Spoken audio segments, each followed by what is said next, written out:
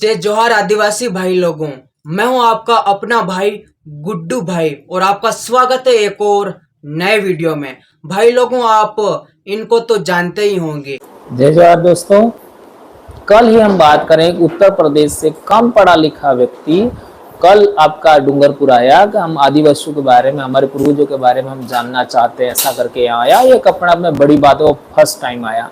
आज हम लोग जहाँ तक बांसवाड़ा की बात करें, हमारे बांसवाड़ा जिले के अंदर ओबीसी भाई हमारे से काफी लंबे समय से संपर्क में। हमने डूंगरपुर में भी हमारे ओबीसी अधिकार मंच के भाइयों को, भाई नरेश जी को हमने बुलवाया था।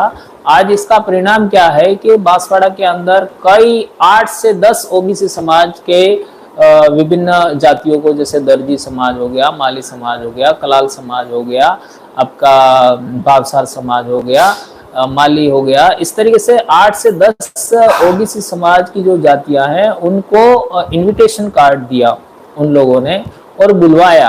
आज की तारीख में हमारे यहाँ पर भी डूंगरपुर में हम लोग बात करें तो कई सारे समाज के लोग अभी धीरे धीरे आने लगे हैं। पिछले दिनों हम लोगों ने देखा मानगढ़ के कार्यक्रम में राजपूत समाज के भाई भी हमारे बीच में आए थे, मुस्लिम समाज के लोग भी हमारे बीच में आ रहे हैं।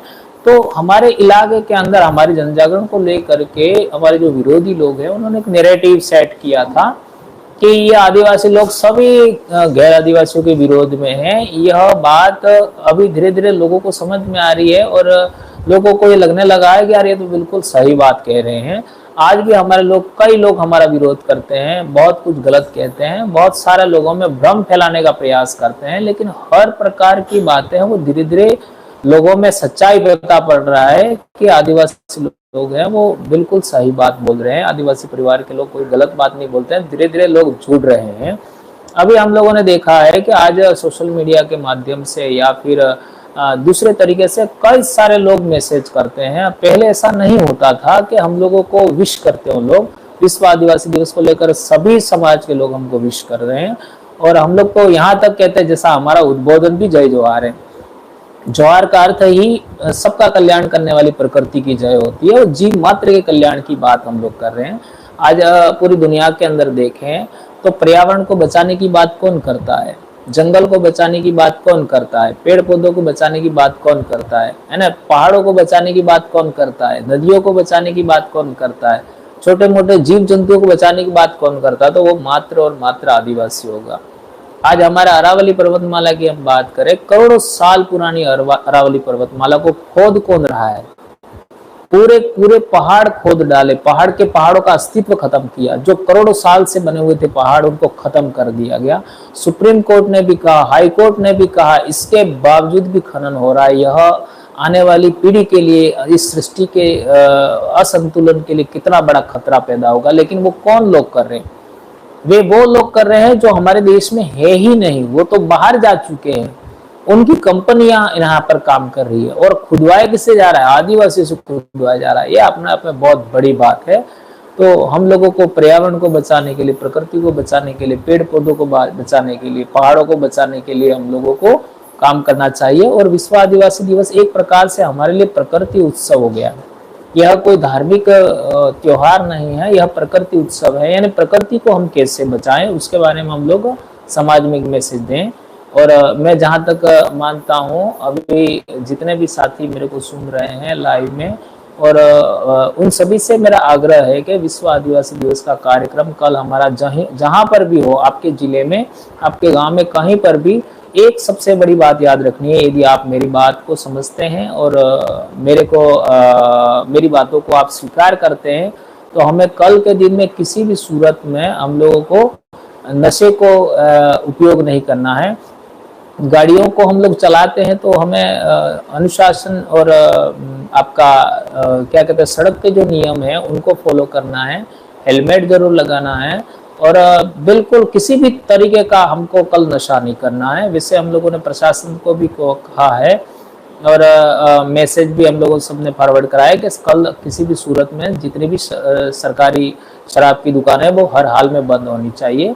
और हम लोग चाहते हैं कि पूरी दुनिया के सभी आदिवासी लोग तो मिले ही मिले, लेकिन पूरी मानवता को बचाने के लिए सभी समाजों को साथ आना चाहिए।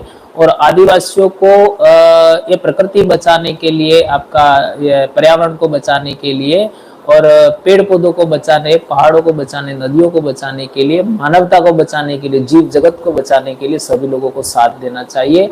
और जहाँ तक मैं समझता हूँ, हमारे डूंगरपुर का कार्यक्रम हो, चाहे प्रतापगढ़ का हो, सलूमबर का हो, आपका उदयपुर का हो, बांसवाड़ा का हो, सभी कार्यक्रम अच्छे सक्सेस होना चाहिए और किसी भी सूरत में किसी भी प्रकार की कोई अनहोनी नहीं होनी चाहिए। आज तक हमारे कार्यक्रमों की एक विशेषता रही है कि बहुत बड़ी संख्या में लोग होते हैं, लेकिन आज तक कोई अनहोनी नहीं हुई है। ऐसी अनहोनी नहीं होनी चाहिए। और एक बात मैं बहुत आज तक मैंने कही नहीं है, वो भी बात मैं कहना चाहता हूँ कि आज हम लोग पिछले 2015 से यहाँ तक आए हैं, तो हम लोगों को सिखाने में हमारे आलोचकों का बहुत बड़ा योगदान रहा है।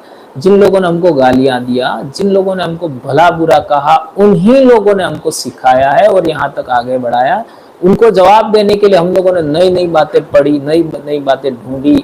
तो आज मैं 3 से 4 देशों का, सेंट्रल एशिया, ईरान का, हमारे इंडिया का और बहुत सारे देशों का हिस्ट्री हम लोग नई नई रिसर्च पेपर ढूंढ ढूंढ करके पढ़ते हैं। उससे बहुत बढ़िया बढ़िया जानकारी मिल रही है। पूरी मानव प्रजातियां जो इधर उधर हुई, उन सब के बारे में जानने को, सीखने को अवसर मिल रहा है।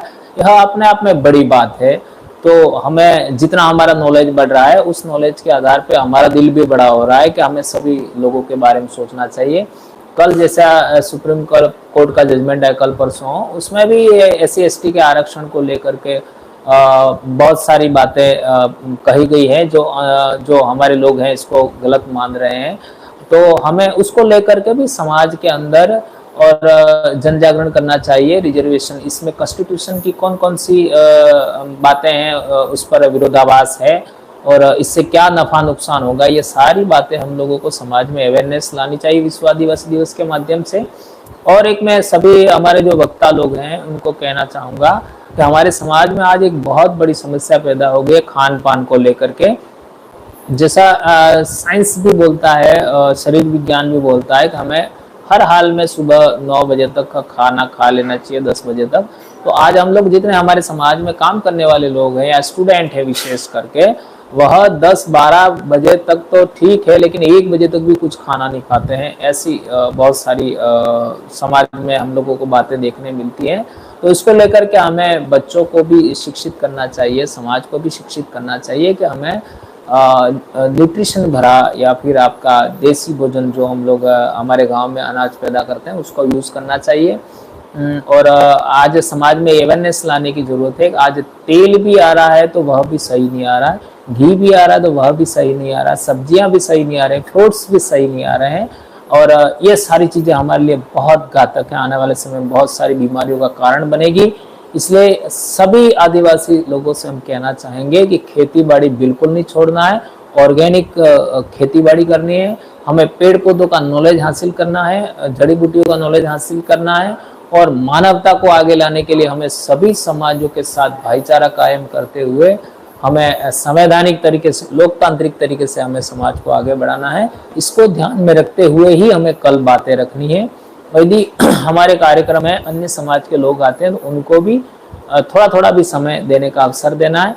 और विशेषकर मेरा आज तक का सबसे ज़्यादा फोकस रहा है बच्चों को लेकर के, क्योंकि हम लोग शिक्षक हैं, हम जानते हैं बच्चे क्या गलती करते हैं। तो इसको लेकर के भी हमें बोलना चाहिए। विशेषकर हमारे समाज में आज एक बहुत बड़ी ट्रेजेडी खड़ी हो गई है कि हमारे बच्चों को, हम छोटे थे तो हमको ये बताया जाता था कि हम किसके साथ दोस्ती कर सकते हैं, किसके साथ विवाह कर सकते हैं, ये सारी बातें हमको सिखाई जाती थी। लेकिन आज की तारीख में बच्चों को ये बातों का अनुभव नहीं है। तो हमें हमारी विवाह पद्धति पर बोलना चाहिए, हमारा विवाह किससे हो सकता है, किससे नहीं हो सकता। हमारा लोकल हम बात करें तो गांव में विवाह नहीं हो सकता, हमारे गोत्र में विवाह नहीं हो सकता, हमारे सगा संबंध के गांवों में विवाह नहीं हो सकता। इस तरीके की हमारे समाज में बहुत सारी परंपराएं थी। उन परंपराओं से आज की नई पीढ़ी को रूबरू कराना चाहिए। इससे बहुत सारी विकृति जो समाज में पैदा हो रही है उससे हमको एक निजात मिलेगा।